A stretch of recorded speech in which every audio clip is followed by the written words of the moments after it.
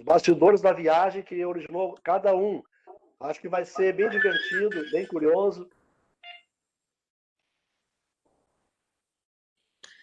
Tá bom, mas Ortiz, só Ah, para lembrar que a gente, até as 9h30 nós devemos concluir. não, vou fazer tudo em meia hora. Ah, não, não, Até, isso é mentira. Ah, não, no até, Webex ali, no Webex ele vai até as 19h45, né? Eu não sei se, se ele corta assim, quando fecha. Bom, descobriremos hoje. É. eu fui fazer uma palestra uma vez, começava às 8, né? E aí o cara perguntou para mim, até que hora vai? Aí eu disse assim, lá 15 para meia-noite vocês me avisam, para eu encaminhar final. Não, mas assim, ó, eu nem pensei muito, vou falar só um pouquinho de cada um, que é para não se alongar mesmo. Tá, Vou iniciar daqui a pouquinho aqui. Aí, não quando sei. estiver ao vivo, eu já o aviso, tá? Já te avisa.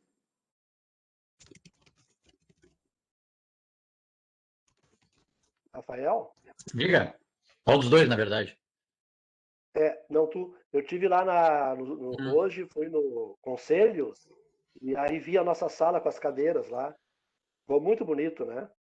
Ah, tu não tinhas visto ainda? Pô, um ano já. 14 meses que eu não ia no centro. Que maluquice. Ó, a Maria da Glória apareceu. Estamos ao Ó, vivo. No celular Olá, agora. boa tarde a todos. Estamos ao vivo, então, Boa aqui tarde. transmitindo pela Academia Rio-Grandense de Letras, mais um evento do nosso ciclo de palestras, quinta às 5, com transmissão pela nossa página do Facebook. E estamos, então, no segundo ato deste ciclo de palestras. Tivemos a abertura no mês passado, no final do mês de março, com uma verdadeira aula magna do acadêmico Valdomiro Manfroy sobre ciência e literatura em tempos de pandemia. E damos sequência hoje, então, com a palestra do acadêmico Ayrton Ortiz, ocupante da cadeira 14 do nosso sodalício, que traz para nós um título, eu diria no mínimo instigante. Nós temos aí A Volta ao Mundo em 8 livros. Ainda bem que é 8 e não 80, porque eu disse que nós temos apenas até 15 para meia-noite para ficar aqui hoje, não é mesmo, Ortiz? A palavra é sua. tá bom. Obrigado, presidente. É uma volta ao mundo em 8 livros, é uma volta rápida, não precisa sair de casa, pode ficar confortavelmente sentado, não é? No banco da sala, ou já está friozinho um pouquinho, pode ficar até na cama ali, né? Tomando um chá e ouvindo a história. Bom, eu Ortiz, por selecionei. gentileza, o teu, Agora o teu vídeo deu uma instabilidade, mas ele voltou. Obrigado. por algum motivo que até hoje eu não consegui decifrar, às vezes o meu vídeo desliga, não é? E o celular emite uma nota ali, uma frase, me dizendo que desligou o vídeo para economizar a CPU, mas eu não quero economizar a CPU, não é? E quando eu quiser economizar a CPU, quem tem que decidir sou eu, não o celular, né? Mas o meu celular ele tem personalidade própria, então às vezes ele toma essas decisões aí por mim e eu tenho que voltar para o manual. Bom, então, a ideia dessa conversa de hoje é falarmos um pouco sobre viagens, sobre literatura, da maneira mais leve possível, não é? E contar um pouco das agruras de um escritor que viaja para escrever os seus livros. Então, eu selecionei 8 títulos, não é? Entre os 25 livros que eu publiquei, e eu vou falar um pouquinho sobre os bastidores da expedição que gerou cada um desses livros. A ideia é a gente se divertir um pouco, não é? Notícia triste tem que chegue aí, ainda mais hoje, que está programado, né? Os noticiários da noite aí, falar em 400 mil brasileiros mortos pela Covid. Bom, o primeiro livro que eu escrevi foi esse aqui. Se chama Aventura no Topo da África. A expedição foi em 1997. Eu escrevi o livro em 1998 e ele foi publicado em 1999.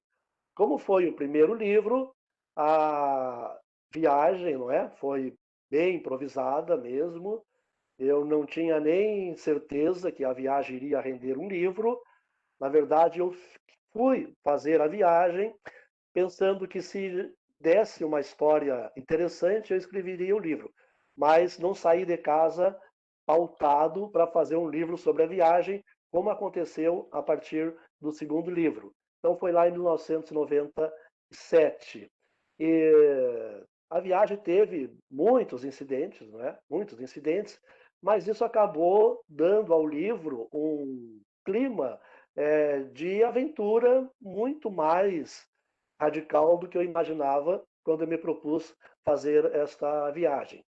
E aí eu passei muito tempo escrevendo e reescrevendo, era o primeiro livro, aquela coisa toda. E também até encontrar uma editora, eu mandei os originais para 4 editoras, as 4 propuseram publicar o livro, eu acabei optando pela proposta da editora Record, porque eles me ofereceram a possibilidade de que aquele livro, não é? No caso este aqui, fosse o primeiro de uma série sobre viagens. Então, enquanto as outras editoras me ofereceram um contrato para publicar o livro que já estava escrito, a Record me ofereceu um contrato para iniciar com aquele livro uma série e a partir dali eu fazer uma viagem por ano e publicar um livro por ano. Então ele saiu em 99. E de 99 até 2019, eu lancei um livro por ano. Fiz uma grande expedição por ano e aquela viagem rendeu um livro. Foram 20 livros em sequência, sem faltar nenhum ano. Infelizmente, no ano passado, eu estava viajando por Israel para fazer o livro que deveria sair no ano passado, quando fui interrompido pela Covid, voltei para o Brasil e no ano passado não chegou a sair um livro. Então, nos últimos 20 livros, o ano passado foi o único ano que eu não lancei um livro. Mas, para não passar em branco, 2 livros meus foram reeditados dentro do projeto da Academia de Letras. Bom, então, eu vou contar para vocês, com relação a esse livro, algumas historinhas curiosas, né? Para vocês terem uma ideia mais da viagem do que do livro. Eu peguei o voo, como sempre, peguei o avião em Porto Alegre, vou para São Paulo para Joanesburgo. E ali, em Joanesburgo, eu pretendia viajar pela África do Sul, Suazilândia, Moçambique, e subir até chegar na Tanzânia, onde fica o Monte Kilimanjaro, que era o meu objetivo dessa viagem, escalar o Monte Kilimanjaro. Então, eu cheguei em Joanesburgo.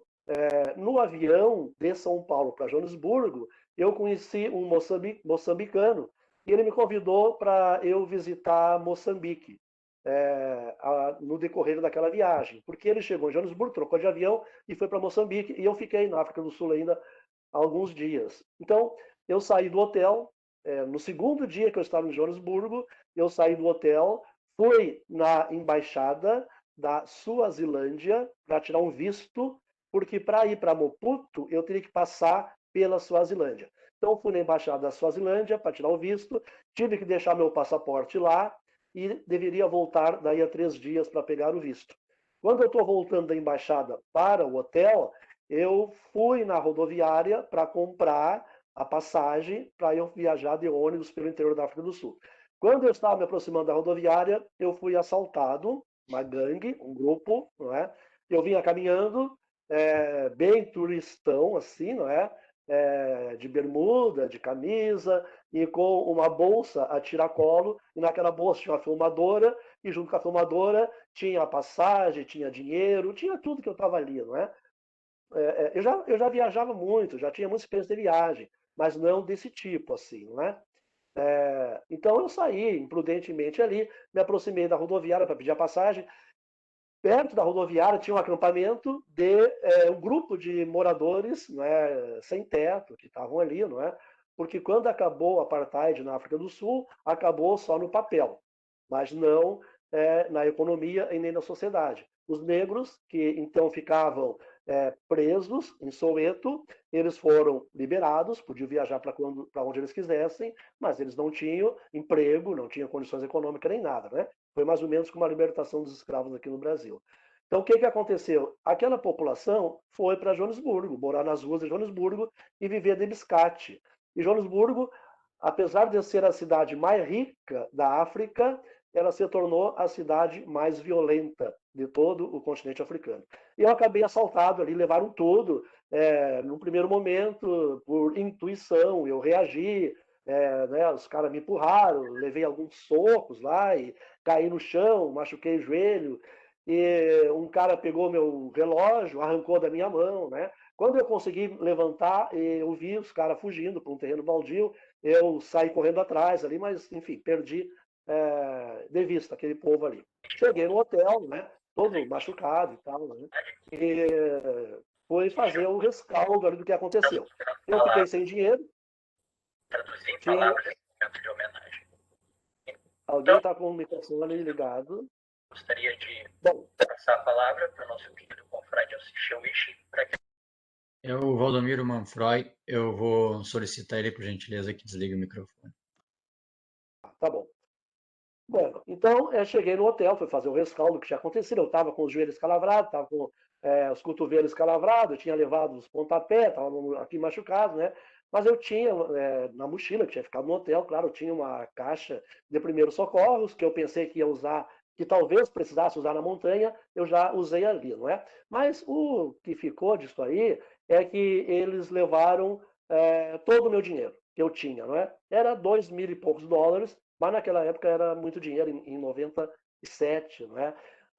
Levaram a máquina fotográfica, levaram a filmadora, levaram a passagem da Varg de volta para o Brasil. Naquela época a passagem era um bilhete, não é? Emitido ali, né? Cupom, né? Levaram tudo ali. Por sorte minha, eu tinha deixado o passaporte lá na embaixada da Suazilândia para buscar o visto daí a 3 dias, então eu tinha o passaporte. Faltava sem dinheiro. Aí eu precisava dinheiro, claro, não é? Eu fui na embaixada brasileira, eles não quiseram nem me receber, disseram que eu me virasse, não é? Foi a minha primeira grande decepção com a embaixada brasileira no exterior. Graças a Deus, depois disso, nunca mais eu precisei usar as embaixadas brasileiras no exterior, nem consulado, nem nada, não é? Mas eles simplesmente não me atenderam. Disseram que era para eu telefonar para minha família no Brasil e tal. Eu não tinha dinheiro nem para telefonar. Mas o que eu tinha, eu precisava de um cartão de crédito de emergência. Os caras roubaram o meu cartão de crédito também. Isso foi assim, tipo 10h30 da manhã. Bem depois, não é? Quando eu voltei para o Brasil, 3 meses depois, eu fiquei sabendo que aquele meu cartão que tinha roubado às 10h30 da manhã, às 11h30, uma hora depois, já tinham gasto 11 mil dólares no cartão. Era uma quadrilha especializada em assaltar turista, roubar o cartão de crédito. Já de imediato passava o cartão para essas pessoas que os contratavam e eles lá transformavam aquilo em dinheiro antes da pessoa, muitas vezes, chegar no hotel e poder registrar a perda do cartão. Por sorte, o meu cartão tinha um seguro, não é? E o banco cobriu isso aí e depois o banco se entendeu lá com quem recebeu o dinheiro. Mas eu cheguei no hotel, aí eu telefonei, não é? Como eu faço sempre aconselho para quem viaja, leva xerox de todos os seus documentos. E, claro, não guarda na mesma pasta, na mesma mala ou na mesma mochila dos documentos originais. Então, a minha mochila que tinha ficado no hotel, eu tinha xerox de todos os meus documentos, inclusive dos cartões de crédito. Então, ali eu tinha o telefone, eu liguei para a central emissora do cartão de crédito em São Paulo, não é? Telefone ali, não é? Mastercard, e mandaram eu ligar para o representante da Mastercard em Joanesburgo. Eu liguei para o representante da Mastercard em Joanesburgo, ele mandou eu ligar para a sede do cartão de crédito em Salt Lake City, nos Estados Unidos. Liguei para Salt Lake City, comuniquei o extravio do cartão, pedi um cartão de emergência, eles me disseram que dentro de 24 horas eu receberia esse cartão de emergência, que era para esperar no hotel, e eu fiquei no hotel, sem ter dinheiro, e obviamente me alimentando apenas com o café da manhã, porque já estava incluído lá na diária, aliás, diária que eu nem tinha pago ainda, né? Ia pagar com cartão depois, né? No outro dia eu esperei o cartão não chegou, aí liguei de novo lá para aquele telefone, Salt Lake City, aí mandaram eu ligar para o banco, né? Stanbic, banco que representava a Mastercard na África do Sul, liguei para o banco disse que não, que era para eu ligar para Salt Lake City, e, né, para encurtar para vocês, eu levei uma semana ligando para tudo que foi telefone no mundo inteiro, para tal do cartão de crédito esse, de reposição, que os cartões de crédito dizem que repõe 24 horas, então é mentira, não é? Mas uma semana depois eu acabei ligando mais uma vez, aí disseram então que era para eu ir no banco, lá no Joanesburgo, pedir um cartão no banco. Aí eu cheguei no Joanesburgo, fui no banco, né, pedi o cartão, os caras me deram o cartão na hora ali, e eu podia ter feito no mesmo dia, né? Eles me enrolaram uma semana. Bom, com o cartão, eu fui no banco, saquei o dinheiro e continuei a viagem. Eu peguei uma carona da Suazilândia, eu estava na Suazilândia, né? E eu tinha que ir para Maputo, em Moçambique. Então eu estava numa cidade na Suazilândia chamada Mbabane, né? As palavras africanas, quando vocês ouvirem uma palavra africana que tem um M na frente, não se pronuncia o M, esquece o M, né? Então o nome da cidade era Mbabane, mas a gente fala Babane, que é a capital da Suazilândia. Suazilândia é um pequeno país, lá vive a tribo Suazi, né? É uma tribo muito interessante. E eu tinha já, graças a Deus, no meu passaporte, o visto, né? Passei para a Suazilândia. Mas para ir da Suazilândia para Maputo, não tinha meio de transporte. Eu peguei uma carona, uma Kombi, estacionou num posto lá, né? Cheio de moçambicanos ali, com aquela Kombi carregada de coisas ali. Aí eu peguei uma carona. A Kombi era tão velha que a gente entrava e a porta era fechada com arame, amarrava um arame assim, né? E fomos naquela Kombi ali conversando e tal. Eram moçambicanos, já fiz amizade com eles lá. Quando chegou na fronteira da Suazilândia, para sair da Suazilândia para entrar em Moçambique, a Kombi ficou presa. Eram todos eles contrabandistas de pequenas mercadorias, como se fazia aqui antigamente, ainda se faz, né? Ia aqui em Foz do Iguaçu para trazer coisas para vender aqui. Mas eram assim, coisas que não tinha em Moçambique e que tinha na Suazilândia, porque a Suazilândia tinha uma livre fronteira comercial com a África do Sul. Então era assim, gente. Era azeite, né? Esses embutidos, azeite, óleo de soja, essas coisas assim, né? E prenderam ali, né? A Kombi ali. E eu tô ali, né? Junto com o pessoal ali, fiquei olhando. E começou uma negociação muito grande do pessoal da Kombi contra os guardas aduaneiros ali, né? E claro que correu ali uma propina. E lá, depois de muita conversa, se entenderam e eles deram um dinheiro lá para os guardas, pediram para mim, colaborei ali também com a vaquinha e nos deixaram entrar lá em Moçambique, né? E a Kombi ficou ali um tempo, né? E eu falei pro cara da Kombi, olha, eu vou indo na frente a pé. Depois que eu dei ali, colaborei com a caixinha, aí ficaram lá, aí tinha que esquentar toda aquela mercadoria. Eu fui caminhando a pé, caminhei lá uns 5, 6 quilômetros, né? A pé, já tinha passado a fronteira. Eu não tinha problema, já tinha feito toda a minha aduana. Mas eu precisava da Kombi para continuar até Maputo, era mais acho que uns 100 e poucos quilômetros. Andei uns 5 quilômetros a pé, aí quando eu vim a Kombi, embarquei na Kombi e fui embora, né? Aí no outro dia eu comprei um jornal lá em Maputo e estava escrito que naquele lugar onde eu passei, mais ou menos naquela hora, 2 leões atacaram dois moçambicanos que estavam tentando fugir para Suazilândia e os leões comeram os caras, tiveram que matar os leões lá e dentro, né, da barriga dos leões encontraram niqueleira, dinheiro, coisa assim daqueles caras ali, mais ou menos assim no momento que eu passei naquele lugar ali, não é? Aí eu já fui pegando assim como é que era o clima na viagem lá na África. Bom, quando eu cheguei na Tanzânia, para passar no aeroporto, me pediram o atestado de vacina contra a febre amarela, que eu não tinha, porque havia sido roubado lá. E eu expliquei para o cara direitinho, olha, eu tinha o atestado, mas me roubaram. Aí contei toda a minha história lá, né? Aí o alfandegário lá, o cara da aduana, o fiscal da aduana, pediu para eu ficar numa sala esperando, ele despachou todo aquele avião, depois que todos os passageiros entraram, isso já era assim uma, 2 da madrugada, por aí, não é? Aí ele veio conversar comigo. E aí, conversa vai, conversa veio, não é? E eu não tinha. Aí eu pedi para ele um mapa, se ele tinha um mapa das regiões que tinham febre amarela, ele tinha, me mostrou. Eu mostrei no mapa para ele ali, Porto Alegre, a cidade que está no meu passaporte, Porto Alegre, eu moro aqui, está aqui no mapa, é uma zona livre de febre amarela. Né? Embora o Brasil, ali do meio para cima, estava marcado com uma zona de febre amarela. Mas o cara não queria deixar eu entrar. E eu fiquei naquela situação. Não é? Se eu ofereço dinheiro para o cara, para eu poder entrar, eu posso ser preso ali, não é? Por tentar subornar uma autoridade, não é? Mas se eu não faço nada, eu também não ia entrar. E eu já tinha, né, feito tanta coisa pelo caminho, eu estava ali. Se eu entrasse ali, não é? E aí, em seguida, eu estava lá no Kilimanjaro, que era onde eu ia escalar a montanha lá, não é? E não dá para ser preso na Tanzânia, não é? Em nenhum país africano, principalmente na Tanzânia, porque os presidiários lá, eles não sobrevivem mais do que 2 anos na cadeia, devido às condições de vida que eles têm nas cadeias lá, né? Então eu não sabia o que ia fazer ali, mas aí conversando com o cara, né?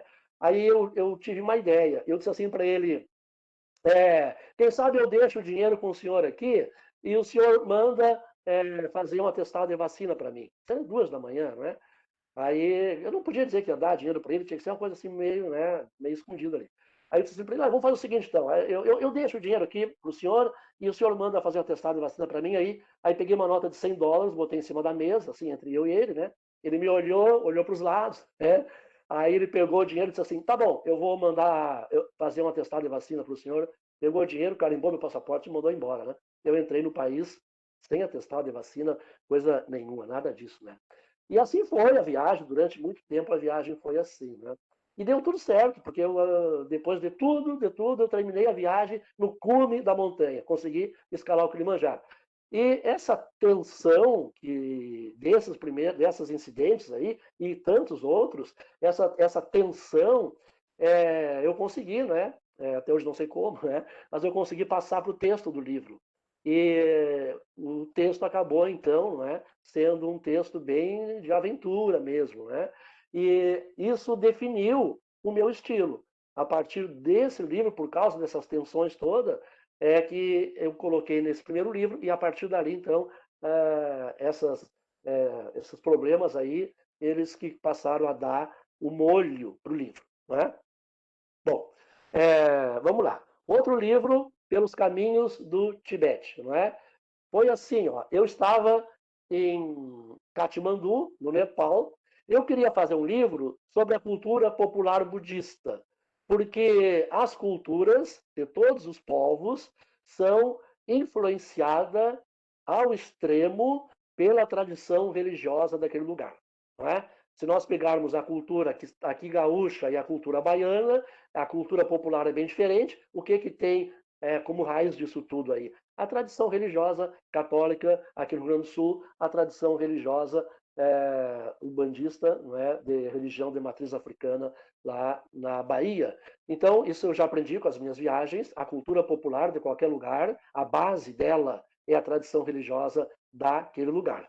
Eu queria escrever um livro sobre a cultura popular budista, e ela tem 2 vertentes, uma praticada na Tailândia e outra praticada no Tibete. Então eu queria visitar os 2 países. Visitei a Tailândia, né? Fiquei um tempo lá na Tailândia, né? Conhecendo ali os lugares, para depois eu ir para o Tibete.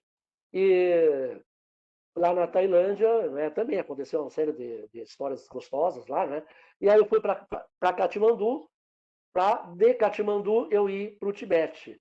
Só que o governo chinês, ele controla militarmente o Tibete desde 1959, quando a China invadiu o Tibete, o Dalai Lama teve que fugir de lá.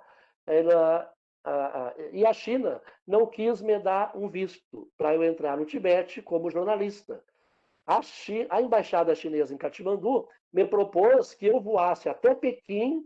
A partir de Pequim, eles me autorizariam a ir para Lhasa, no Tibete. Mas um oficial de enlace do governo chinês iria me acompanhar durante toda a viagem. Era tudo que eu não queria, né? Só que me faltava visitar o Tibete acompanhado por um policial chinês que vai me mostrar só o que ele quer que eu veja, e eu quero ir lá exatamente para ver o que eles não querem que eu veja, não é? Aí aconteceu uma história curiosa, né?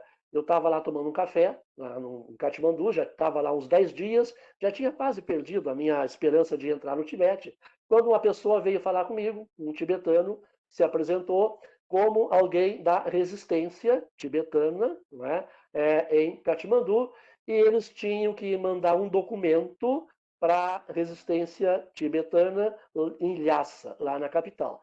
E eles me fizeram uma proposta. Se eu levasse aquele documento para eles, eles achavam uma maneira de me colocarem dentro do Tibete. Não é? Eu falei que eu não ia fazer nada que pudesse ter algum tipo de violência e tal, né? Uma conversa ali. Eles disseram que era uma carta do Dalai Lama que eu teria que entregar para um contato lá no Tibete, lá em Lhasa, e que não tinha violência nenhuma, não é?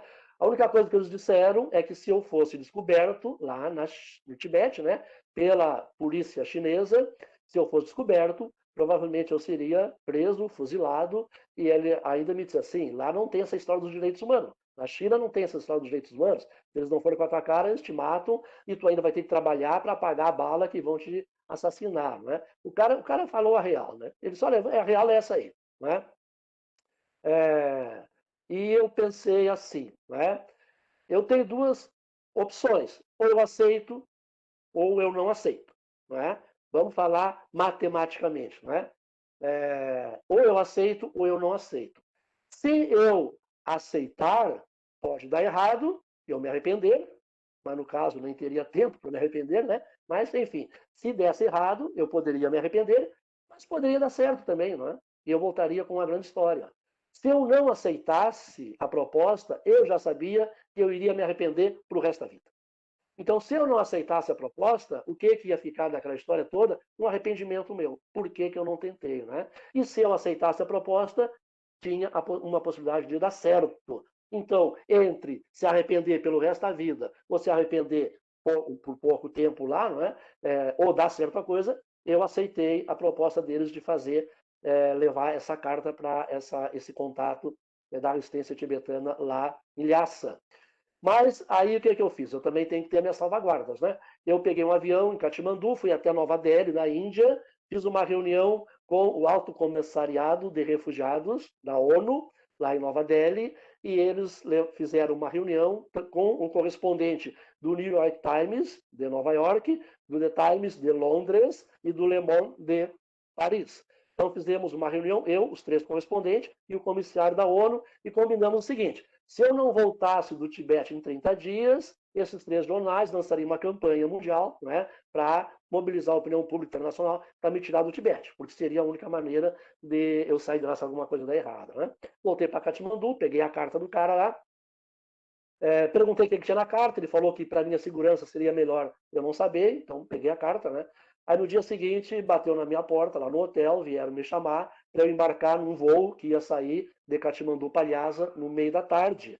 E o que aconteceu?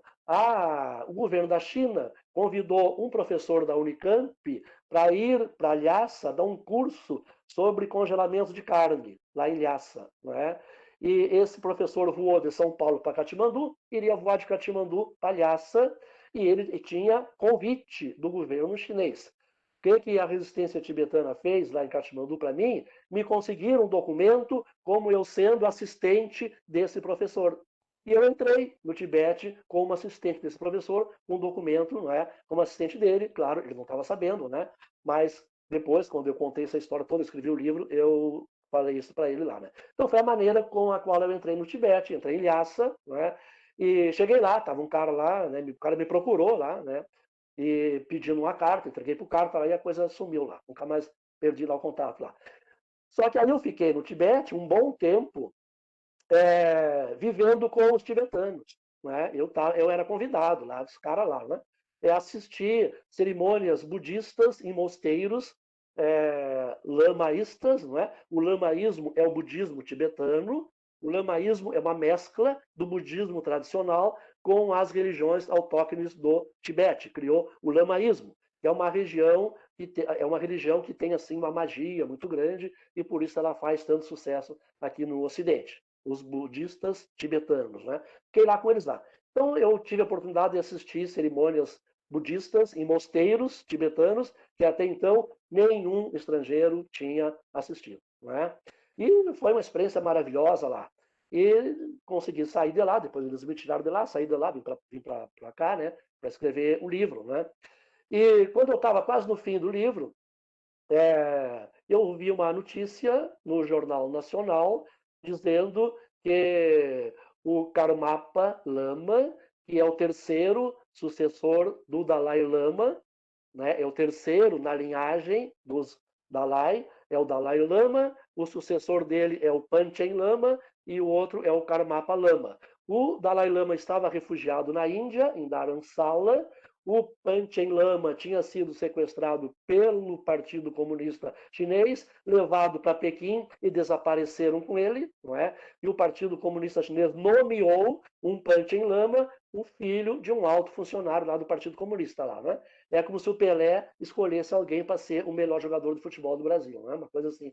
E ficou o Karmapa. E o Karmapa tinha 12 anos e ele estava preso no mosteiro lá em Lhasa. Então, a carta que eu levei foi para dizer, né, a data em que o Karmapa deveria fugir. Né? Então, lá de noite, lá 2 lamas pegaram o Karmapa, andaram até a Cordilheira do Himalaia, cruzaram da cordilheira para o lado nepalês. Os monges alpinistas e o Karmapa fizeram 1.500 quilômetros pelo Himalaia até chegar no lado do Nepal. Quando chegaram no lado do Nepal, tinha um aviãozinho esperando. Eles embarcaram naquele avião, o avião fez um voo noturno, escondido, até Dharamsala na Índia, desceu na Índia e o Karmapa pediu asilo político. Então, a informação que eu fui levar para eles lá era a data em que o aviãozinho esse ia estar lá esperando. Não é? Eu contei essa história, está aqui no livro, não é? Mas isso aí me deu problemas muito grandes. Não é? Durante muito tempo eu fiquei aqui no Brasil protegido pela Polícia Federal. Né? O meu medo que eu tinha é que os chineses me sequestrassem aqui, me levassem para lá e dissessem que eu fui preso lá dentro. Né? Moral da história, até hoje eu não posso entrar na China porque eles não me dão visto, né? Mas eu nem faço questão porque ditadura, para mim, não me atrai. Bom, esse outro livro, Cruzando a Última Fronteira, é a minha viagem pelo Alasca. Aqui aconteceu um caso interessante também. Eu estava em Anchorage, né, que é a principal cidade do Alasca, e havia uma manifestação de Inuits. Inuits é como se chama o esquimó do Alasca. O esquimó do Alasca não aceita ser chamado de esquimó, para ele é pejorativo. É como chamar índio aqui, não é? A gente não fala índio, fala indígena. Índio é pejorativo. Então, eles, os Inuits, são o que nós chamamos de esquimó, né? Eles estavam numa grande reunião lá em Anchorage, porque, vejam só, pela Constituição do Estado do Alasca, tudo que tem na terra é propriedade dos esquimós, dos Inuits, né? Mas as empresas de pesca entraram na justiça dizendo que os rios, o peixe estava na água e não estava na terra. Então a Constituição protegia o que estava na terra, o que estava na água não. Como o peixe estava na água, as grandes empresas de pesca queriam pescar peixe nas águas dos rios dos Inuits lá no Alasca. E a Suprema Corte, por incrível que pareça, né, deu ganho de causa para as grandes empresas de pesca. E o governador do Alasca ia decidir. Ele podia anular esse ato. E eles fizeram uma grande concentração lá em Anchorage, não é? E eu estava lá na cidade, né, fazendo a minha viagem, aí eu vi aquela concentração, tudo, né? Aí eu vinha caminhando e tinha numa esquina um cara parado e uma multidãozinha em volta dele ali, não é? Aí eu entrei, não é, para saber quem era, perguntei quem é. Aí cheguei no cara, né? Aí me disseram, esse é o Wes Studi. O Wes Studi é um ator de origem Inuit, né? Que vocês conhecem ele do filme O Último dos Moicanos. Lembram o Munro, o índio mau, do Último dos Moicanos, né? Que tinha aquela coisa, aquele índio mau, o Munro, que mata todo mundo e no final ele morre. O Wes Studi. Ele é um ator famosíssimo de Hollywood, não é? Como ele é de origem esquimó, ele foi lá dar uma força para os caras que estavam fazendo aquela reclamação lá, né? Aí me apresentei para ele como brasileiro e ele me convidou para eu ir com ele até o lugar da concentração e ele me convidou para subir no palanque junto com ele. E eu subi no palanque junto com ele. Então tá aquele palanque ali, os indígenas todos falando, uma multidão em volta, né? Sendo transmitido por televisão para os Estados Unidos inteiro, né? E aí ele me chamou, sem eu saber, não tinha combinado nada, né? E me passou a palavra e disse que eu iria falar em nome dos povos indígenas brasileiros. Imagina vocês, eu lá, né, no Alasca, numa reunião dessa, falando em nome dos povos indígenas brasileiros. Eu fiz lá, né, eu não ia decepcionar os caras lá, né, até porque aqui no Brasil eu li uma vez que todos nós temos um pouco de sangue indígena, então também me considero um pouco indígena, lá, fiz o meu discurso lá, acabou o comício, tudo ali, né, eu voltei para o albergue. Eu cheguei no albergue, o gerente me chamou e disse assim, tem 2 agentes da imigração aqui atrás de ti. Não, mas por quê, não é? Tu estava fazendo um comício lá, assim, os caras, claro, controlaram tudo, né? E eles estão atrás de ti e estão te esperando aqui no escritório, não é? Ah, imagina o que eu fiz, né? Aí eu fui no meu quarto, peguei a minha mochila, que está sempre pronta, pulei a janela, corri para a ferroviária, estava saindo um trem, eu pulei no trem, o trem foi embora e eu fui junto. Os caras ficaram me esperando lá em Anchorage e eu sumi do mapa, claro que nunca mais voltei lá, não é? E aí dali eu fiz toda a viagem, cruzei todo o Alasca também, que está aqui nesse livro. Eu fui até uma aldeia esquimó chamada Barrow, 72 graus de latitude norte, o assentamento humano mais ao norte do território americano, nas margens do Oceano Ártico. A partir dali, só tinha o Oceano Ártico, né? Bom, esse outro livro, Travessia da Amazônia, eu cruzei do Pacífico ao Atlântico por dentro da floresta amazônica. 5.000 quilômetros por dentro da floresta amazônica. Eu comecei em Lima, no Peru, terminei a viagem em Belém do Pará.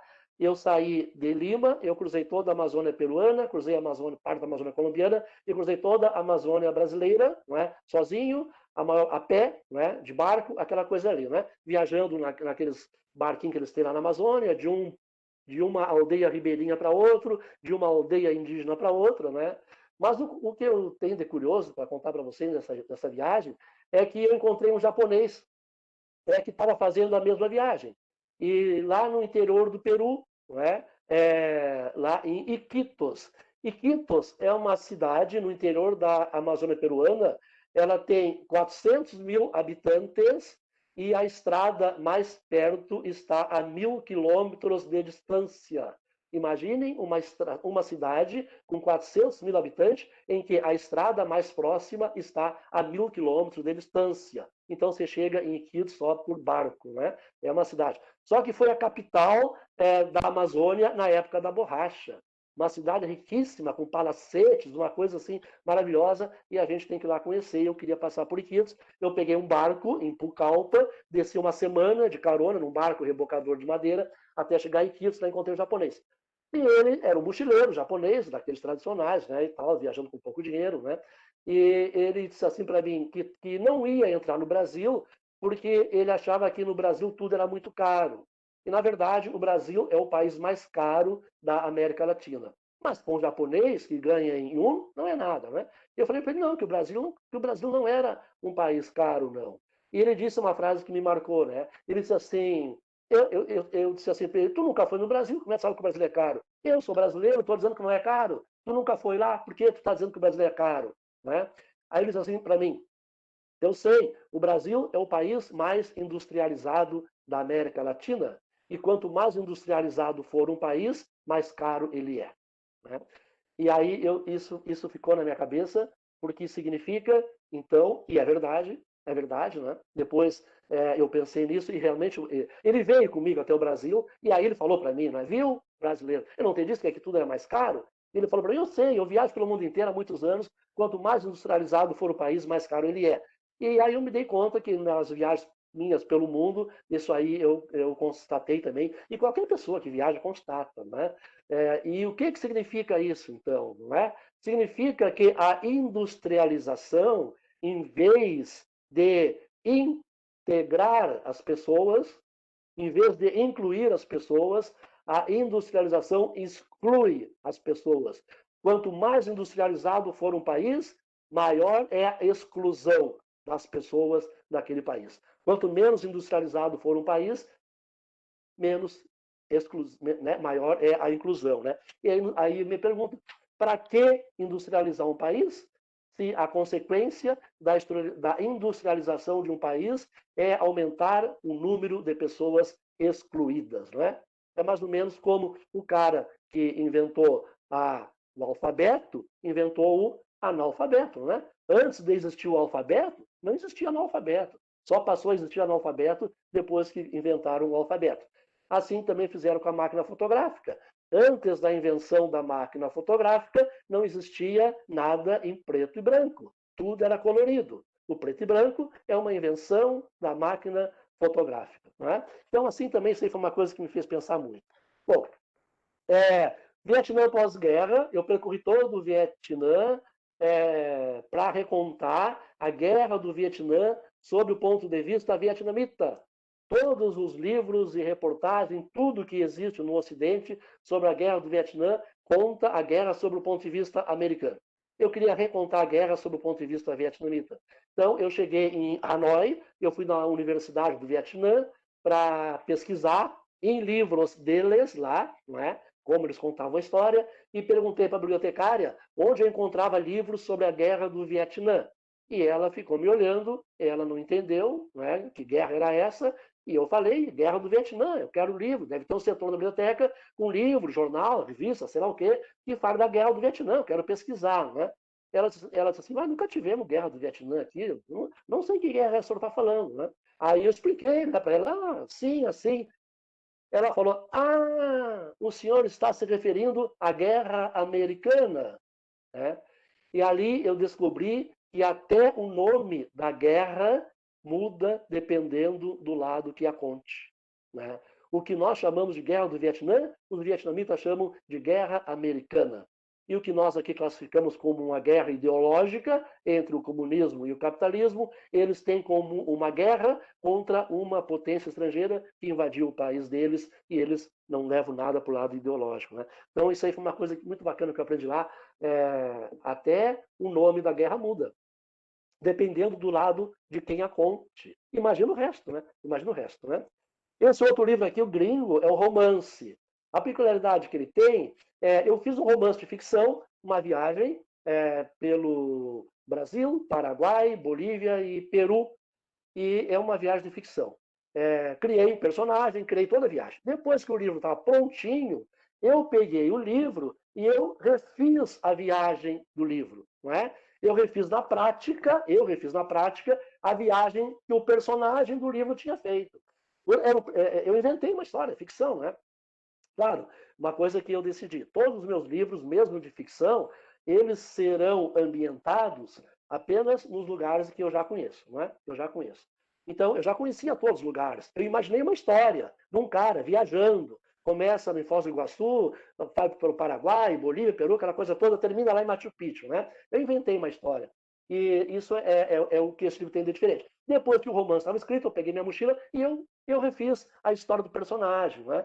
E foi tão legal porque eu não mudei quase nada no livro depois de eu ter feito essa história. Quando o livro foi lançado, repercutiu muito no Brasil inteiro, né? Porque foi a primeira vez que alguém fez na vida real uma viagem que ele havia criado antes no mundo imaginário. Bom, na trilha da humanidade, né? Eu já vou terminar, o presidente ali já está me olhando, nosso tempo já passou, né? Não, presidente? Tá. Esse aqui é o 7º livro de hoje. Na trilha da humanidade, esse foi uma volta ao mundo de início ao final. Fiz uma volta ao mundo numa única viagem, não é? Eu queria refazer a trilha dos humanos pré-históricos desde o momento em que a espécie humana surgiu como uma espécie separada dos outros animais. Isso aconteceu há 6 milhões de anos, não é 6 mil, 6 milhões de anos. Tá? E eu queria começar a viagem onde encontraram o vestígio humano mais antigo, o vestígio de um animal que está no início, que deu origem à linhagem humana. Eu queria começar lá naquele lugar e seguir esse rastro até o Brasil. A ciência define como todo mamífero bípede está na linhagem humana. Todo mamífero bípede faz parte da nossa linhagem, né? Então, o mamífero bípede mais antigo, o fóssil de um mamífero bípede mais antigo descoberto até hoje no mundo, foi lá no interior da República do Chad, lá quase Quênia, não é? E ele tem 6 milhões de anos. Então, ali é o ponto de partida da nossa espécie humana. E eu fiz todo esse roteiro. Então, para você ter uma ideia, a viagem foi assim. Eu viajei Porto Alegre, São Paulo, Joanesburgo, Tanzânia, não é? Dar es Salaam, capital da Tanzânia. de Dar es Salaam até Nairobi, no Quênia. De Nairobi eu fui até Addis Abeba, na Etiópia. Estou imaginando no mapa, né? Vou subindo até Addis Abeba, na Etiópia. Da Etiópia eu fui até Tel Aviv, em Jerusalém. De Tel Aviv eu cruzei toda a Ásia, fui até Bombaim, na Índia, não é? Bombaim, na Índia. De Bombaim eu continuei pela Ásia, fui até a Coreia, até Seul, na Coreia, e de Seul, na Coreia, eu fui até o Alasca. Do Alasca eu fui para o Canadá, Canadá desci, Estados Unidos, América Central, Venezuela, entrei no Brasil pela Amazônia e desci até Minas Gerais, onde tem o fóssil humano mais antigo no Brasil, a Luzia, né? Aquela que pegou fogo no Museu de História Natural no Rio, mas graças a Deus ela sobreviveu ao incêndio. Né? Imagina, o fóssil sobreviveu 11 mil anos e quase o perdemos no incêndio agora, né? No museu lá no Rio de Janeiro. Então foi uma volta ao mundo, realmente uma volta ao mundo. Né? Obviamente que aconteceram 1001 peripécias pelo caminho, podia contar muitas para vocês. Né? Uma engraçada, né? É que quando eu peguei o avião em Bombaim para viajar, quando eu peguei o avião em Seul, na Coreia, para viajar até Anchorage, no Alasca, eu cruzei a linha da data. Cruzei a linha da data quando muda o dia, não é? Então foi muito curioso, porque no mesmo dia eu jantei num lugar e viajei e almocei no outro. Primeiro eu jantei para depois almoçar, né? Porque ali a gente perde um dia, a data muda um dia, né? Então foi muito curioso. Eu tomei café da manhã, almocei, jantei, e aí depois é que eu fui almoçar. Então, eu vou ter que fazer uma volta ao mundo. Eu perdi um dia, né? A minha vida pulou um dia, né? Porque eu perdi um dia. A data pulou, de um dia pulou para o outro. Então, eu vou ter que desfazer essa volta ao mundo, ou seja, eu vou ter que fazer uma volta ao mundo viajando no sentido contrário, para quando chegar lá eu ganhar o dia que eu perdi e voltar para cá. Tá? Nos meus planos, ainda vou ter que fazer. Eu não vou morrer sem perder esse dia. A minha vida é curta, não vou poder morrer com um dia a menos. Então, vou ter que percorrer essa volta ao mundo ao contrário para ganhar esse dia lá. Bom, esse livro aqui, ele tem muita história, né? Mas uma coisa curiosa. Eu cheguei num sítio arqueológico que tem no Quênia, não é? E a recém havia dado a época da chuva. Não é? E na época da chuva, aquele terreno, daquele sítio arqueológico, foi todo removido. Era um rio, era um cemitério datado a 2 milhões de anos, um cemitério com 2 milhões de anos, não é? E com o passar do tempo, um rio cortou em meio ao cemitério. E na barranca daquele rio, na barranca, né, o rio cortou aquele cemitério, né, ali milhares de anos, e as barrancas começaram a aparecer fóssil. Era uma argila boa para os ossos fossilizarem. Né? Como fossiliza, como um osso vira fóssil? Né? A argila vai ocupando o lugar do material orgânico, e no final, onde tinha os material orgânico, tem uma argila. Ou seja, o osso se transforma de material orgânico em argila e aí é o fóssil. Né? Então, aquilo ali apareceu e é assim um campo arqueológico, é o mais importante campo arqueológico que o mundo tem para pesquisar os nossos ancestrais. E a recente tinha acabado a temporada da chuva e as universidades americanas que faziam pesquisa lá não tinham chegado ainda, né? E eu consegui uma licença e desci lá no Canyon, fui lá no fundo, né? Claro, com um policial me acompanhando, porque eu queria olhar esses fósseis que tinha lá, né? Lá embaixo, né, o nosso o Jeep parou e estava um calor muito grande. Eu disse que eu ia caminhar e o policial disse que eu não podia caminhar. Eu não podia sair dali. E eu falei que eu ia caminhar assim, eu queria ficar sozinho. E eu me fui. E ele ficou com preguiça de ir comigo, né? E eu fui, claro, assim que eu me vi livre dele, eu comecei a cavocar por ali, não é? Mas é um sítio arqueológico tão grande que em pouco tempo eu encontrei uma cabeça de tíbia do Homo habilis, a cabeça de tíbia de um antepassado nosso, de um ancestral nosso, que viveu ali há 1.750.000 anos. 1.750.000 anos ele viveu ali. Eu peguei aquele fóssil e eu guardei, né? Eu trouxe aquele fóssil para o Brasil. Eu passei, a partir dali eu passei 8 fronteiras, não é? Com aquele fóssil. Em alguns lugares eu escondia o fóssil no corpo, né? Enfim, lá. Eu consegui trazer aquele fóssil e eu tenho aqui na minha casa, na minha biblioteca, né? Tem até aqui, depois eu até posso mostrar, né? Guardadinho aqui um ancestral nosso, uma partezinha dele, que tem 1.750.000 anos de idade, né? Enfim, eu trouxe o fóssil para cá, né? E ele está aí. Falei com alguns especialistas aqui no Brasil, alguns estudiosos, né, da área de arqueologia, mas o nosso pessoal aqui é entendido em fóssil de dinossauro, ninguém aqui entende de fóssil humano, então ele está aqui guardado.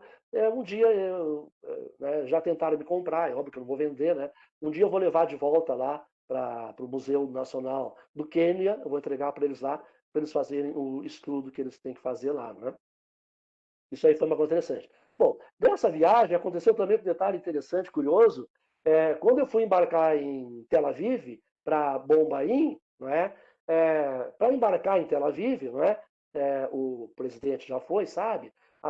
E se for um avião da El Al, que é a companhia aérea israelense, tem que chegar no aeroporto 6 horas antes. 6 horas antes.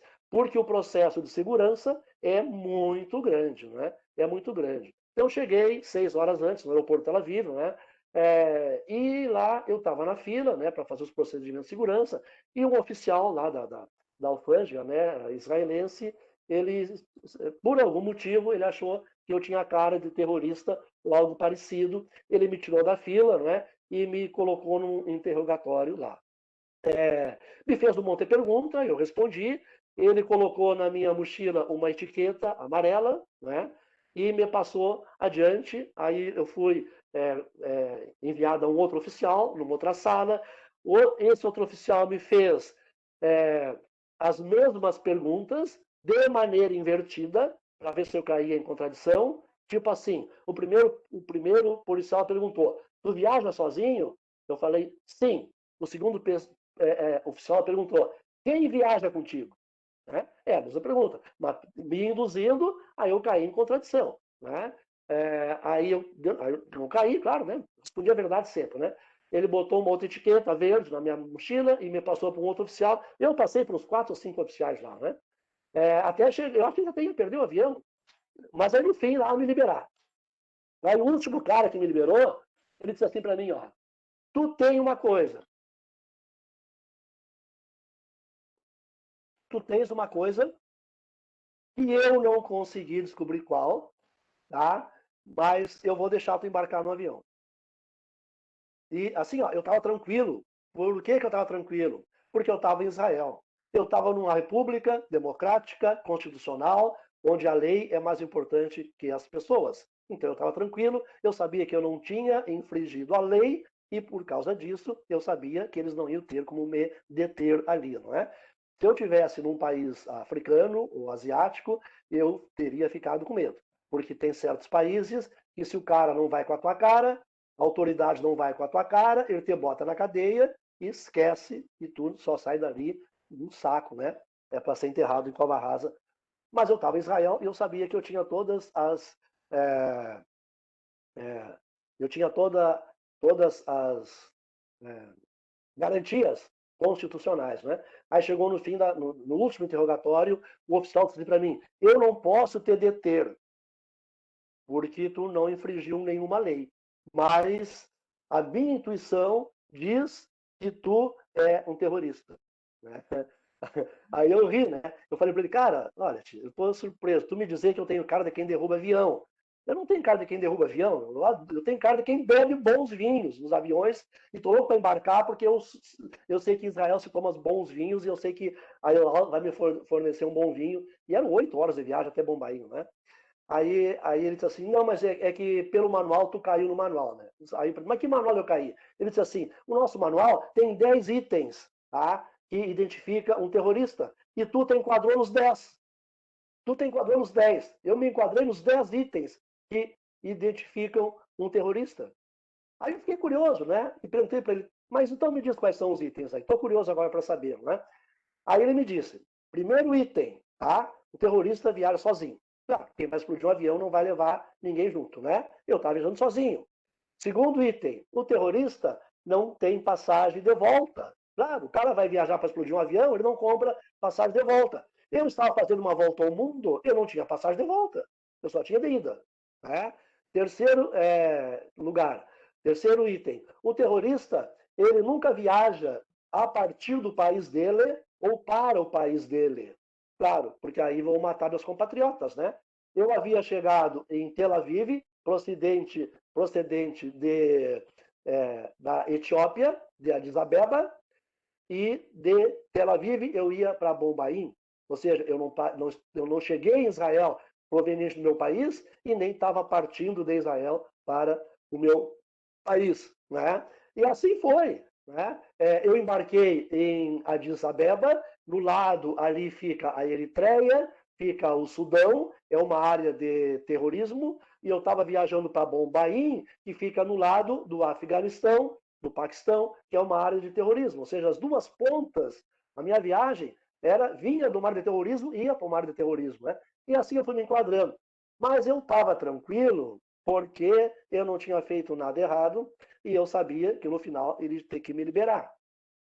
Pois a 10ª questão era a seguinte: todo terrorista é treinado para permanecer tranquilo nesses momentos. Né? Então, até nisso aí eu me enquadrei no padrão dele lá. Mas ele não pode fazer nada, claro, eu embarquei. Né? Quando eu cheguei em Bombaim, eu desci do avião e nos televisores que tinha no aeroporto tinha uma pequena multidão em volta de cada televisor. E eu cheguei para ver o que era. A recém tinham explodido aqueles metrô em Londres. Vocês lembram, né? Que explodiram o metrô em Londres, foi uma coisa assim terrível lá, não é?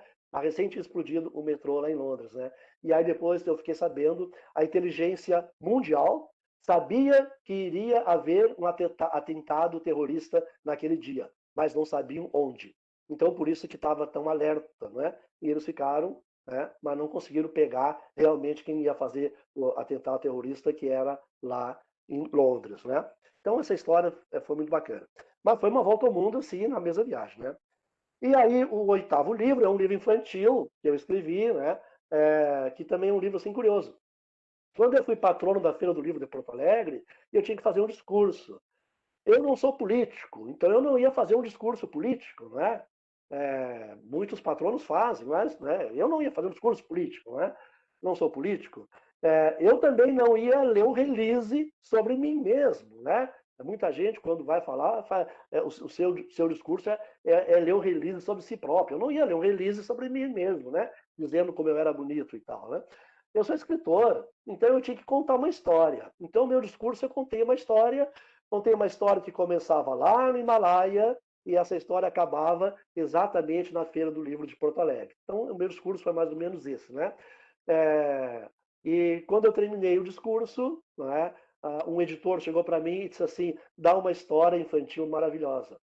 E eu me dei conta que dava mesmo, né? Dava mesmo, né? Aí eu transformei o meu discurso numa história infantil. O discurso da Feira do Livro, transformei numa história infantil. O Guardião da Chave Dourada. Né?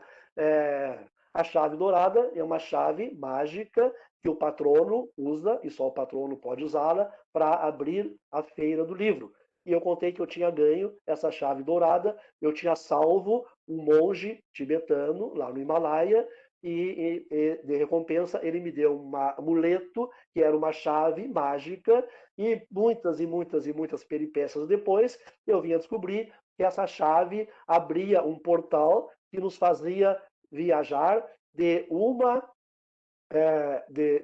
uma dimensão para outra através de uma simples caminhada. Né? O segredo era achar o portal e quando ele se abre, né? Para usar essa chave.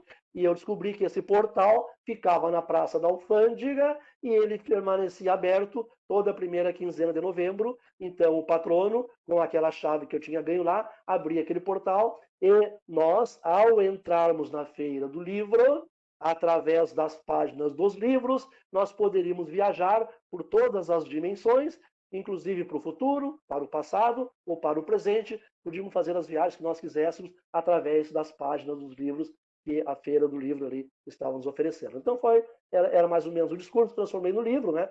E também uma coisa curiosa, porque o meu discurso era uma história de ficção.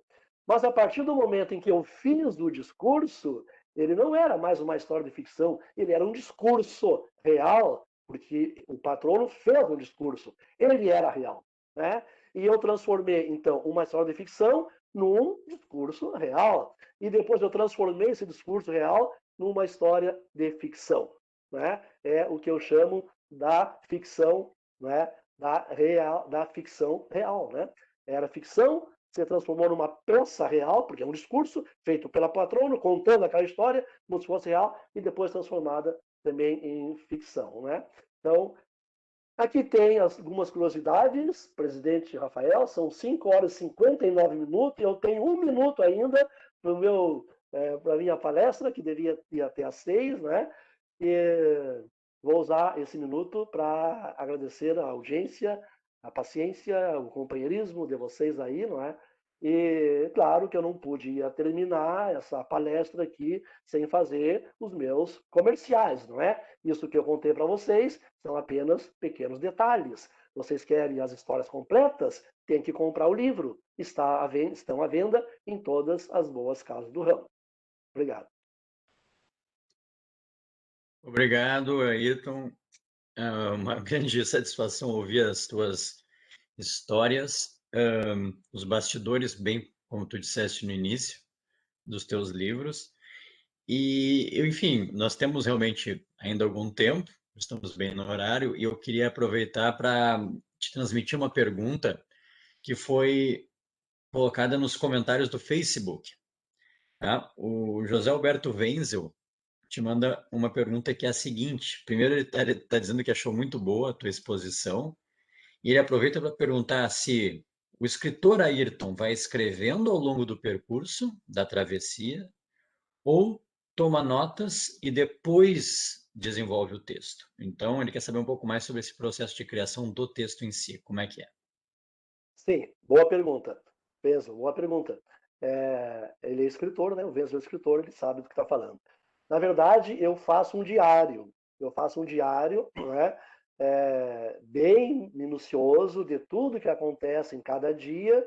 E no final da viagem, quando eu vou escrever o livro, eu escrevo o livro a partir das informações que estão ali naquele diário.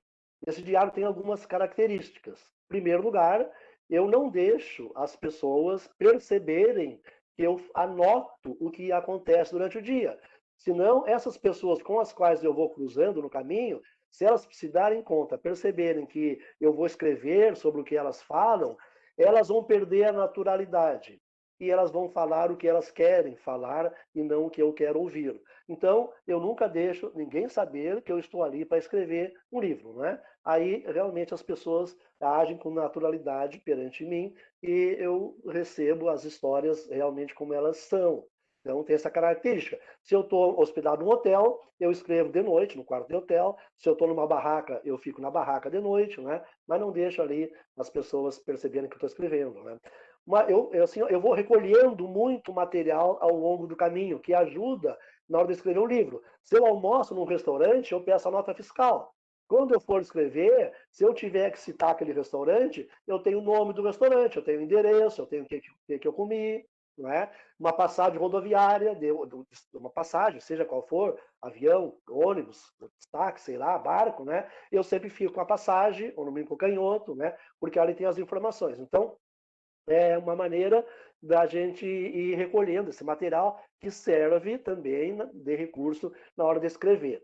E agora, ultimamente, como a gente viaja com o celular, eu tiro muita foto de placas, né? Por exemplo, no começo eu ia no museu e eu chegava na frente de algo que me interessava, eu tinha que pegar meu bloco de anotações e anotar no bloco o que estava escrito naquela placa ali no lado da peça do museu. Hoje eu tiro uma foto, não é? Então eu tiro muita foto, uma placa com a quilometragem, uma placa com endereço, um nome, até o nome do restaurante, o nome do cinema, sei lá, né?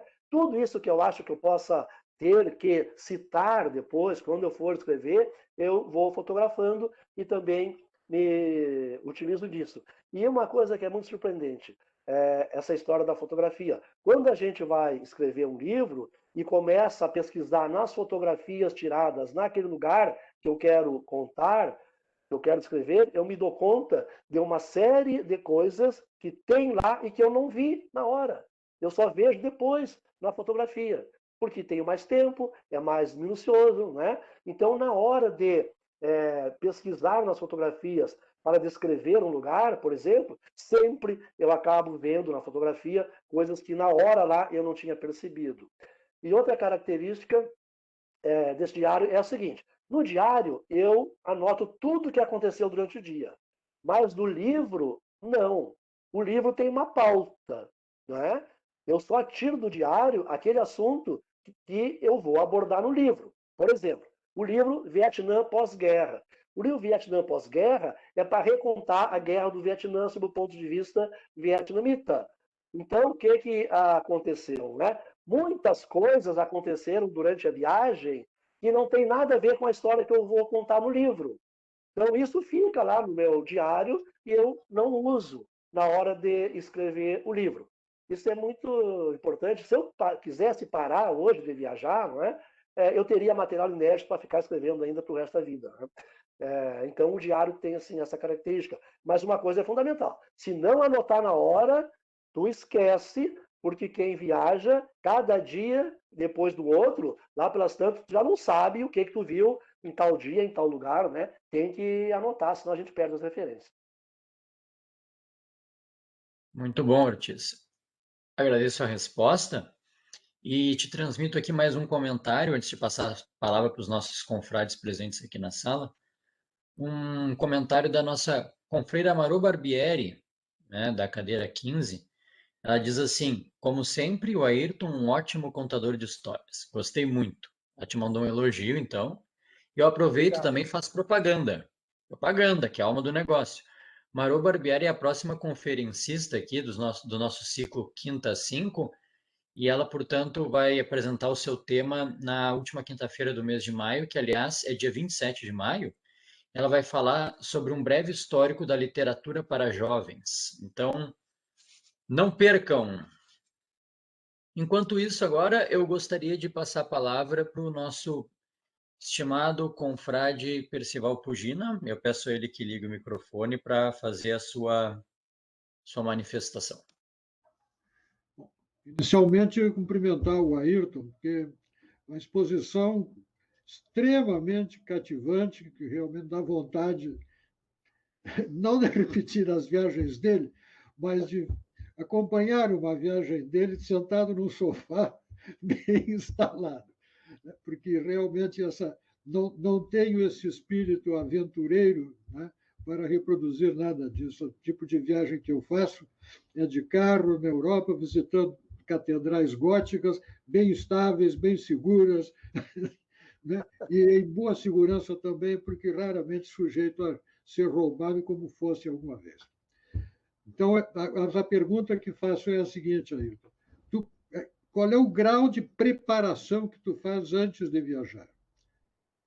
Porque quando eu viajo, eu tenho um roteiro bem determinado, com datas marcadas, e locais de ficar, etc. Sim, é importante, Pugita. Obrigado, né, pelas palavras carinhosas, né?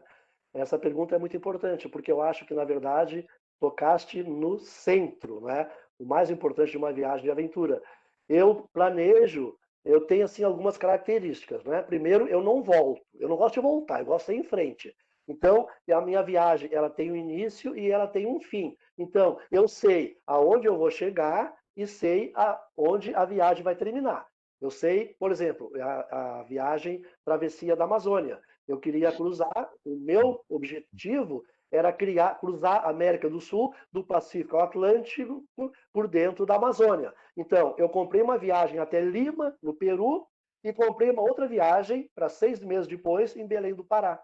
Então, a minha ida era até Lima, no Peru, e a minha volta vinha de Belém do Pará. Então, eu saí de Lima, eu ia ter que chegar em Belém do Pará. Essa era o meu roteiro. Então, eu sempre digo assim, ó, o que acontece no miolo entre a partida e a chegada, o que acontece no miolo é o tempero, né, é o que dá a aventura. É o tempero que gera a aventura, não é? Essa não chega a ser insegurança, porque com o tempo, também isso é coisa importante, também vou falar um pouquinho agora para não parecer que eu sou super-homem, que não sou, né? E tudo é uma questão de tempo, né? De costume. Então,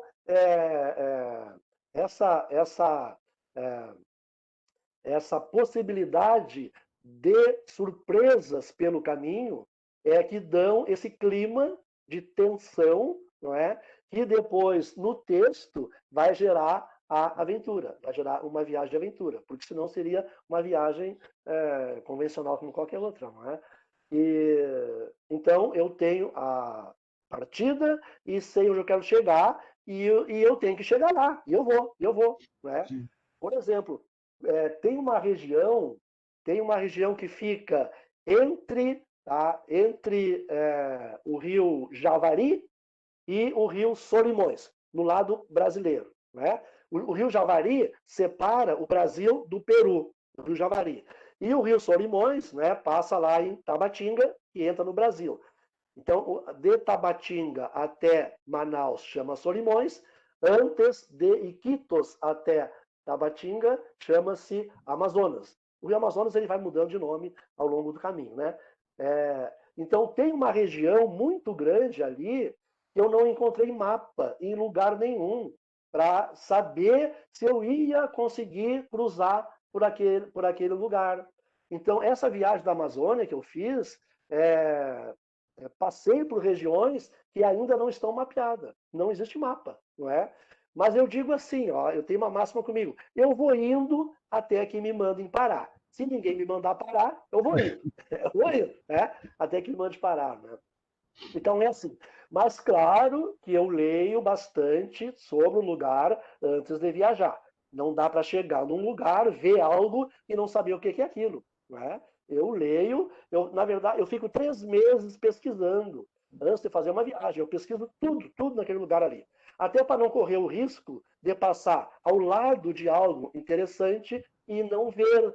Eu estava na Índia, quando eu fiz aquela viagem pela Índia, então eu cheguei em Goa, né? A cidade de Goa, que é a capital de Goa, que era um enclave português na Índia, que passou para o domínio indiano há pouco tempo. Então, ali tem a cidade de Goa, que é a capital. Eu estava lá, não é? E encontrei um casal de brasileiros que estava viajando pela Índia, e eles já estavam indo embora, né? Eles chegaram num dia e estavam indo embora no outro.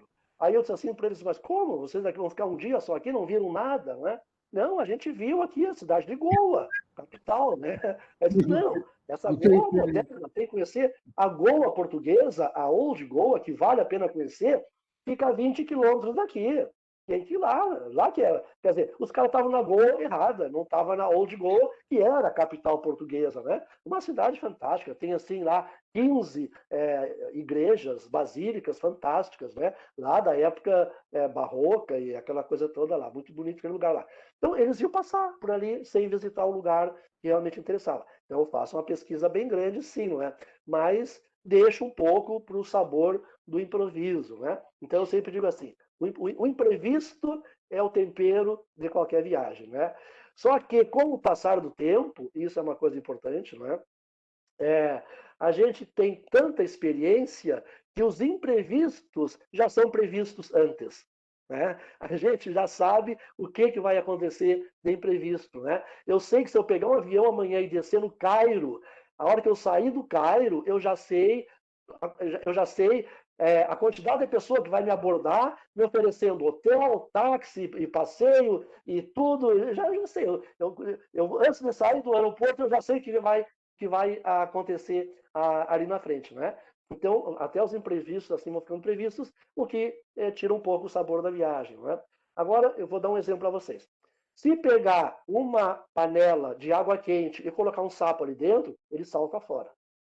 Se pegar uma panela de água fria, botar o sapo ali dentro e ir esquentando aos poucos a água, ele morre cozido e não salta fora, né? O que eu quero dizer? Ninguém faz uma viagem de aventura dessa a partir do zero, né? Qualquer pessoa. Eu falei assim aqui uma viagem, aí assim tu Pugina, pensa, não, essa viagem é muito difícil, né? Claro, né?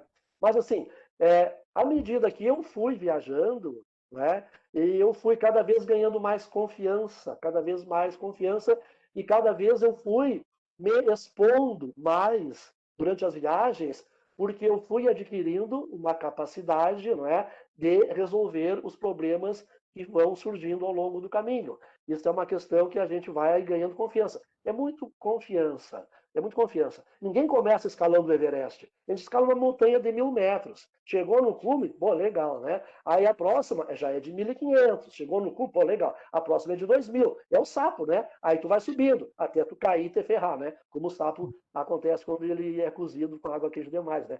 Mas a gente vai ganhando autoconfiança. É o maior exercício de autoconfiança que pode existir, é a gente ir aos poucos, cada vez se expondo mais e se dando conta da extraordinária capacidade que nós temos de resolver problemas, né? Até tem uma frase que diz assim, ó, o homem é do tamanho dos desafios que ele enfrenta, né? Porque se eu não enfrentar desafio nenhum, o meu tamanho vai ser aquele ali. Se eu passar a vida toda escalando a montanha de 100 metros, eu vou ser daquele tamanho, né? Agora, se eu começar a escalar a montanha cada vez mais alta, eu vou cada vez sendo também alguém com uma experiência maior, né? Um exemplo que eu gosto de dar, que define autoconfiança. Se eu colocar uma tábua no chão, uma tábua qualquer no chão, e mandar alguém caminhar por cima da tábua, sem descer da tábua, né? A pessoa caminha tranquilamente por cima da tábua, sem problema nenhum, né? E não corre risco nenhum de cair. Se eu levantasse a tábua 10 metros, o cara já não caminha mais, né? E se eu levantar 100 metros, o cara não vai. Mas a tábua é a mesma, a largura, o comprimento daquela tábua que está no chão, que o cara só vai caminhar por cima, é o mesmo da largura, o comprimento é a mesma tábua que está suspensa 10 metros. Mas 10 metros o cara já vai olhando para os lados. Se eu botar 100 metros, o cara já não vai. Mas é a mesma tábua. O que muda? A minha confiança de não cair. Não é? A tábua está no chão, eu tenho 100% de confiança que eu não vou cair daquela tábua. Agora, se levanta a tábua, a minha confiança já diminui. E aí tem uma coisa, que as pessoas me perguntam muitas vezes qual é o maior poder que alguém pode observar, né? E eu acho, né, tudo isso que eu estou falando é a partir, né, obviamente, de observações empíricas, né? Não sou especialista, estou falando como escritor, como jornalista, a partir da minha experiência. Na minha opinião, o maior poder que alguém possa ter é o poder de controlar o próprio medo. Não tem maior poder do que esse. A pessoa controlar o próprio medo. Porque enquanto eu controlar o meu medo, eu estou no comando. Se eu perco o controle do meu medo, aí eu me desespero. E se eu me desesperar, eu vou provocar um acidente, né? Então, quanto maior for o controle que eu tiver sobre o meu medo, mais eu posso me expor sem correr riscos de provocar um acidente, não é? E o medo também tem uma outra coisa importante. Muita gente morreu por excesso de confiança, e o exemplo maior que nós temos no país é o Ayrton Senna. O Ayrton Senna morreu por excesso de confiança. Ele foi tirar daquela máquina o que a máquina não tinha para dar para ele, não é? Porque ele não teve medo. O medo nos ajuda a nos manter vivos, né? Por isso que não se pode deixar uma criança sozinha em casa, porque ela não tem noção do medo. Se eu pegar um bebê, colocar em cima da mesa e sair de perto, ele vem engatinhando e cai lá embaixo, porque ele não tem noção do medo. A gente já não cai, porque chega na beirinha, tem medo, né? A gente tem noção do medo. Porque o medo se constrói. A gente não nasce com medo. Uma criança não tem medo de nada, não é? A gente constrói o medo ao longo da nossa experiência de vida. E essa construção, esse medo, vai ter uma elasticidade, não é? E essa elasticidade vai depender da nossa capacidade de manter esse controle e cada vez se provocar mais, se expor mais, né? Obrigado. Obrigado, Ayrton, pela exposição sobre a elasticidade do medo. Acho que foi muito ilustrativa essa imagem. E, enfim, eu vou verificar se algum colega mais gostaria de fazer uso da palavra. Fique à vontade, entre aqueles que estão aqui na sala. Dr. Valdomiro Manfroy, por gentileza, então, a palavra é sua. Bom, ouvir o Ayrton falar, escrever sobre suas viagens, é fazer uma viagem muito interessante. É uma aventura acompanhá-lo dentro da narrativa clara que ele expõe e as tensões, conforme a linguagem que ele utiliza e o tom da fala, ele vai dando maior ou menor tensão. Essa, então, de fugir do hotel do Alasca, com a mochila e pegar um trem, essa eu queria saber, pelo menos, qual foi a tensão depois do trem até chegar num ponto que não tivesse mais risco. Porque lá você estava num país democrático, mas se fosse pego, teríamos que ter algumas explicações. Então, tal a densidade que você dá na palavra, a forma que vai construindo, que dá a impressão que nós estamos viajando juntos. Eu estava pegando o trem junto, o que nós íamos fazer para sair dali. E dentro das suas viagens, eu já estive na polícia diversas vezes em viagem, mas todas elas por furto ou roubo. Foram umas 3, 4 vezes.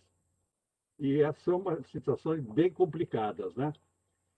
Mas nunca tinha passado pela experiência de ter sido confundido com terrorista. Essa, na tua descrição também, isso dá a impressão que é um romance policial, né?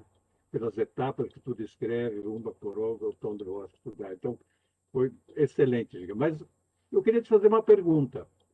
Te ouvindo falar ou lendo teus livros, tu chega com uma facilidade enorme falando com uma pessoa da Terra, você não diz como é que você se entendeu com essa pessoa. Não é todo mundo que fala inglês, né? Por exemplo, tu está no Tibete, seguidamente eu converso com uma pessoa na esquina, no restaurante, e que não é estrangeiro, é da terra. Tu chega, bom, lá nos esquimós, tu falaste com um camarada que é artista, fala inglês, claro. Mas se não fosse, eu fiquei curioso, os esquimós entendem inglês? É a pergunta que eu te faria. Então, como é que tu te estabelece essa relação da fala tão normal que ocorre no teu livro e na tua fala, assim como se todo mundo falasse a mesma língua? Boa pergunta.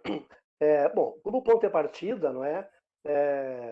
Muita gente fala inglês, né? Então, quem fala inglês já tá bem, já tem uma boa partida. E tem uma coisa interessante, Manfroy. Esses países que falam uma língua, vamos dizer, exótica, não é? Não é o caso aqui. Exótico depende do ponto de vista, né? Exótico sempre é outro, né? Para eles, nós falamos uma língua exótica. Mas vamos dizer assim, esses pequenos países que falam uma língua exótica, não é? Quase todos eles utilizam também o inglês. O inglês é uma segunda língua, não é? Então, assim, quando a gente, nas pequenas cidades, lá no fundão da África, as crianças, os adultos já não tanto, né? Porque isso é uma coisa nova. As crianças, elas estudam inglês também na cidade, na escola, porque é uma maneira delas poderem dialogar com o resto do mundo, não é? Próprios livros e coisas assim, não é? Então é muito comum chegar numa pequena cidade no interior desses países, não é? Ou África, ou Ásia, assim, e as crianças virem conversar com a gente para treinar o inglês delas, né? Elas se aproximam, né? E pede para ficar ali, conversar um pouquinho com a gente, para treinar o inglês delas. E a gente começa a conversar e elas começam a se dar conta de que elas entendem o que a gente está falando. Tem que ver a alegria no rosto dessas crianças quando elas se dão conta de que elas entendem o que a gente está fazendo, né? O que a gente está falando. Porque, claro, tem toda a questão, né?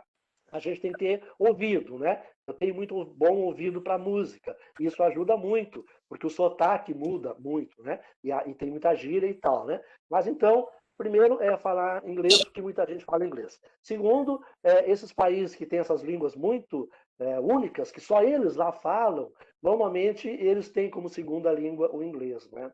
Mas tem lugares que não tem nada disso, né? Aí tem uma outra coisa que é muito importante que a gente não se dá conta. Olha, se eu souber 300 palavras de uma língua, eu falo tudo com todo mundo. 300 palavras. Eu falo tudo com todo mundo. A gente acha que para saber uma língua tem que saber 10.000 palavras, 20.000 palavras. Não. Olha, eu estou falando aqui há 1h23. Eu não usei mais de 1.000 palavras. Tudo que eu falei aqui, eu não usei mais de 1.000 palavras diferentes. Né? E eu estou fazendo uma palestra bem sofisticada. Né? Então, para a gente conversar assim o dia a dia, ali, onde, quando, como, quanto custa, tá caro, barato, hotel, restaurante, estrada, ônibus, horário, enfim, né? Tem um manual, isso aí foram os estudiosos que fizeram, claro, né? Não sou eu, isso eu aprendi num livro, né? Então, se eu chegar num país e eu souber 300 palavras daquele país, e eu ter uma pequena noção da estrutura gramatical, uma pequena noção, não é estudar a gramática do país, não, é ter uma pequena noção da estrutura gramatical, eu consigo me comunicar com as pessoas. E aí tem uma outra coisa. Quando alguém vê que a gente está se esforçando para falar a língua deles, eles já abrem um sorriso maravilhoso. Né? A gente age assim. Se vem um americano aqui falar inglês, a gente já fica assim, né? Se vem um americano aqui e ele começa a falar com a gente um português meio atrapalhado, e a gente vê que ele está tentando falar português, pô, a gente já vê o cara com muito mais simpatia, né? Então, falar essas palavras assim. E tem palavras-chave também, né? Claro, né? Por exemplo, quando eu fui para o Quênia a primeira vez, né, para escalar a montanha, eu estudei um pouco de Swahili. Né? Swahili é a língua que você fala na costa oriental da África, é uma mescla do Banto, do árabe e, acredite, do português. Porque os portugueses passaram pelaquela costa da África, Mombasa, aquilo ali, não é? Então, um dia eu estava lá numa aldeia e eles comem tudo acocorado, né? A cadeira e a mesa é uma invenção da Europa, assim como o talher é uma invenção da Europa, né? Então, até hoje lá os caras comem acocorado. E eu não queria comer acocorado, eu queria, né, botar meu prato ali, numa mesa ali, né? E eu expliquei para os caras lá, em gesto, e usei palavras, tudo, que eu queria uma mesa ali, os caras não entendiam, né? Até que lá pelas contas alguém entendeu e me trouxe, né? E eu falei, é isso que eu queria. E o cara disse assim, o nome disso aqui é mesa. Mesa, chama de mesa, né? Que é a palavra portuguesa, que os portugueses passaram por lá, não é? Outra coisa assim, por exemplo, também tem palavra que troca, hotel, né?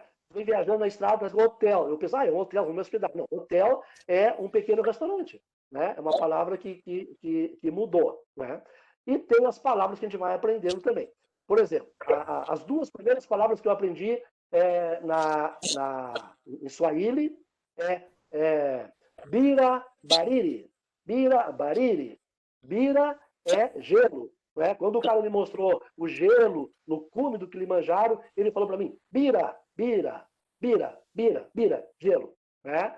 Aí, depois, eu queria tomar uma cerveja. Né? Aí pedi uma cerveja e pedi para o cara pegar do congelador e o cara, bira Bariri, cerveja gelada. Bariri é cerveja, né? Bira bariri, bira bariri. Bira é gelo, bariri é cerveja, bira bariri, cerveja gelada. É assim, e a gente não esquece mais, porque a gente tem ali, né? É o método Paulo Freire de aprender, né? Tu vai aprender do mundo real, tem uma coisa ali, né? Eu nunca mais vou esquecer que mesa lá se diz mesa, porque eu queria uma mesa. Nunca mais vou esquecer que cerveja é bariri, né? E veja bem, já é influência do italiano também, né? Porque a cerveja italiana é birra. E lá é bariri. Por quê? Porque durante a Segunda Guerra Mundial, a Itália invadiu a Etiópia. E a Itália ficou muito tempo na Etiópia. Né? Até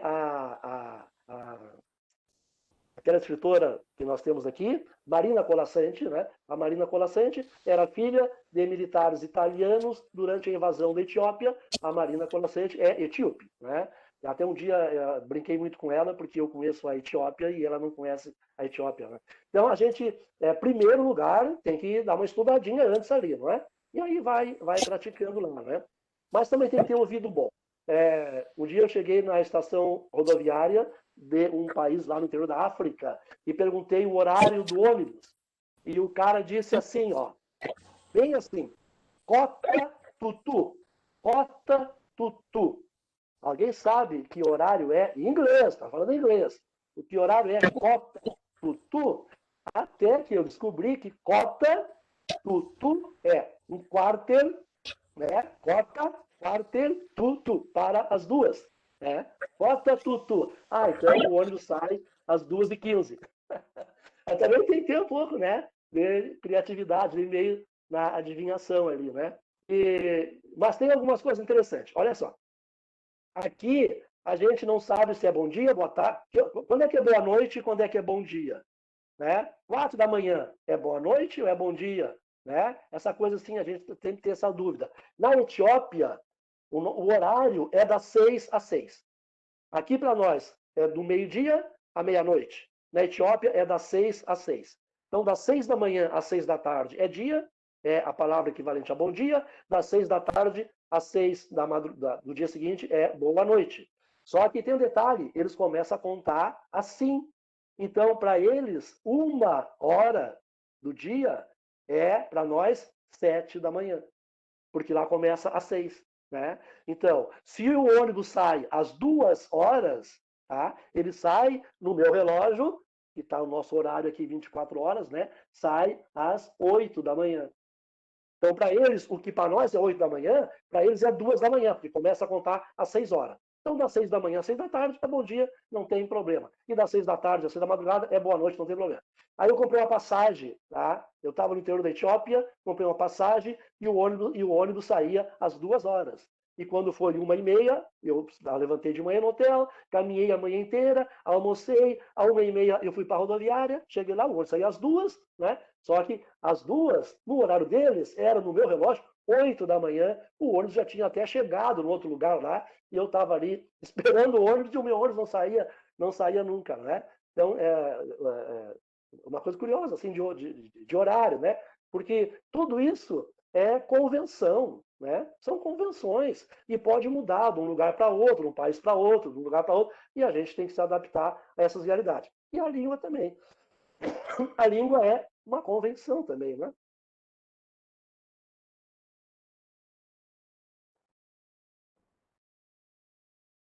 Muito bem. Mais uma bela exposição sobre as peculiaridades aí dos diferentes povos, né? A partir dos critérios linguísticos, expandindo aí para outras noções, como o próprio modo de tratar e encarar o tempo, sumamente interessante. Estamos agora sim chegando no nosso horário aí de bom término, então não havendo mais nenhuma pergunta, aqui no Facebook apenas elogios para o Ayrton, e eu gostaria então de encaminhar a nossa sessão para o encerramento, agradecendo, claro, primeiramente o nosso confrade Ayrton Ortiz pela participação, reforçando o convite para que assistam a transmissão ao vivo do dia 27 de maio com a acadêmica Maru Barbieri e, claro, agradecer especialmente, muito especialmente a todos aqueles que estiveram nos vendo ao vivo no Facebook e que, tenho certeza, nos acompanharão também nas próximas edições do evento Quinta a 5 da Academia Rio Grandense de Letras. Então, muito obrigado, boa noite a todos e até o nosso próximo evento.